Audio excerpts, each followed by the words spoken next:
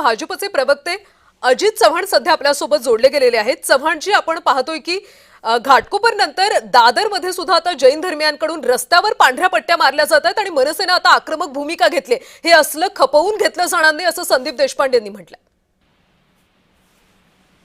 मला असं वाटतं पांढऱ्या पट्ट्यांचा वादच निरर्थक आहे। उन्हातनं चालताना त्रास होऊ नये म्हणून पांढरे पट्टे मारले जातात, ते आपल्या मंदिरातही मारले जातात। पण जर रस्त्यावरती मारले जात असतील, त्याचा वाहतूक नियम किंवा बाकी इतर कुठल्या गोष्टींना अर्थ होत असेल तर अशा पद्धतीचे पांढरे पट्टे मारणं बरोबर नाही। पण याच्यावरून वांशिक किंवा भाषिक वाद पेटवणं हे काही बरोबर नाही असं माझं मत आहे। हे माझं व्यक्तिगत मत आहे आणि मी ते ठामपणे मांडू इच्छितो की इतर वेळेला ज्या वेळेला आहारावरून घरं नाकारली जातात किंवा मराठी आहे म्हणून घर नाकारलं जातं, त्यावेळेला आपण आंदोलन करतो, त्याचा जाब विचारतो आणि ते मला असं वाटतं की पक्ष बाजूला ठेवून मराठी म्हणून आम्ही सगळे त्यावेळेला एकत्र येतो आणि आपण त्याच्या संदर्भामध्ये अतिशय कडक भूमिका घेतो। परंतु या पांढऱ्या पट्ट्या उन्हातनं चालताना त्रास होऊ नये म्हणून जर मारलेल्या असतील आणि त्या जैन साधूंसाठी सुद्धा मारलेल्या असतील तर मला असं वाटतं त्याच्यावरून एवढा गोंधळ माजवण्याची आवश्यकता नाहीये। एक प्रकारे कुठेतरी समाजामध्ये अशा पद्धतीनं वितुष्ट निर्माण करण्याचा हा प्रयत्न आहे असं माझं मत आहे। चव्हाणजी, संदीप देशपांडे यांनी म्हटलं होतं की पांढऱ्या पट्ट्या मारून एक प्रकारे सांस्कृतिक दहशतवाद पसरवला जातो। नाही, आपण कशा बघतो त्याच्यावरती आहे।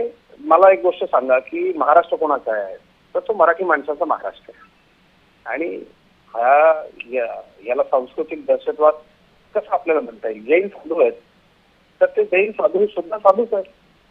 त्या साधूंच्या सुविधेसाठी ते आनवारी पायांत चालतात, ते ठिकाणी पांढऱ्या पट्ट्या असतील, आपल्या मंदिरातही आपण मारतो।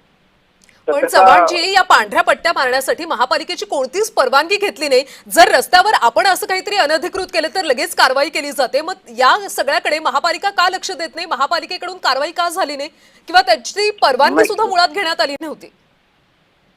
हे जर सार्वजनिक हितासाठी सार्वजनिक ठिकाणी जर असेल आणि त्याची परवानगी घेतलेली नसेल आणि त्या वाहतुकीच्या पट्ट्या असतात त्याच्यामध्ये काही गोंधळ होत असेल तर निश्चित हे बेकायदेशीर आहे। माझं असं मत आहे की ज्यांनी पांढऱ्या पट्ट्या मारल्या त्यांनी पांढरी धोतरं अंतरावीत। आम्ही आमच्या माऊलींच्या पालखीच्या वेळेला पायघड्या अंतरतोच की, त्यामुळे हे पट्टे मारत बसण्यापेक्षा त्यांनी तिथे पायघड्या अंतराव्यात, धोत्राच्या पायघड्या अंतराव्यात, त्या उचलून न्याव्यात, त्याच्यामुळे वाद होणार नाही।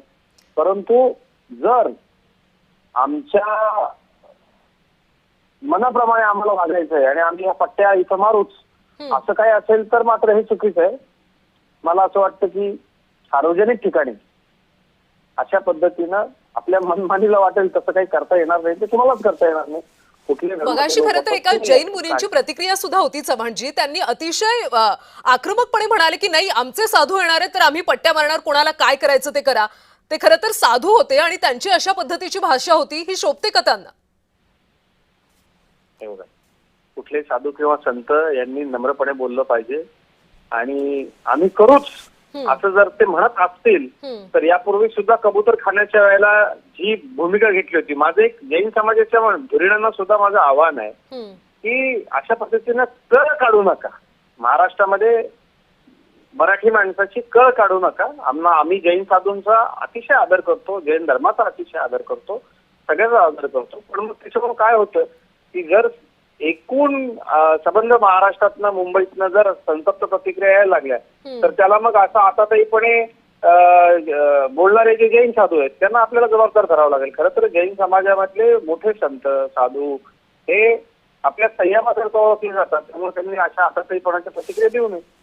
नक्कीच चव्हाणजी, त्यामुळे हे प्रकरण पुढे नेमकं काय वळण घेतं हे आपल्याला पाहावं लागेल। धन्यवाद तुम्ही दिलेल्या सविस्तर प्रतिक्रियेसाठी।